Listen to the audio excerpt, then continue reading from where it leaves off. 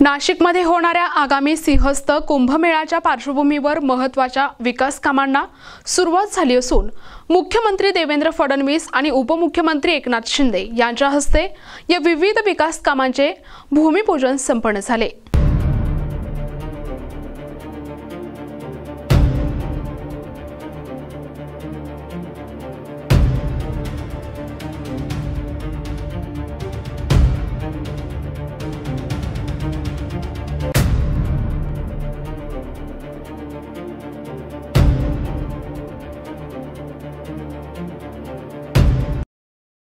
यावेळी कुंभमेळा मंत्री गिरीश महाजन, शिक्षण मंत्री दादा भुसे आणि क्रीडा मंत्री माणिकराव कोकाटे यांचीही उपस्थिती होती। भूमिपूजन सोहळ्यानंतर मुख्यमंत्री आणि उपमुख्यमंत्री यांनी काळाराम मंदिरात दर्शन घेतलं। त्यानंतर मुख्य रामकाल पथाची पाहणी केली। पाहणीनंतर दोनही नेत्यांनी संपूर्ण रामकाल पथाच्या कामांचा आढावा घेत कामांची गती वाढविण्याच्या सूचना दिल्या।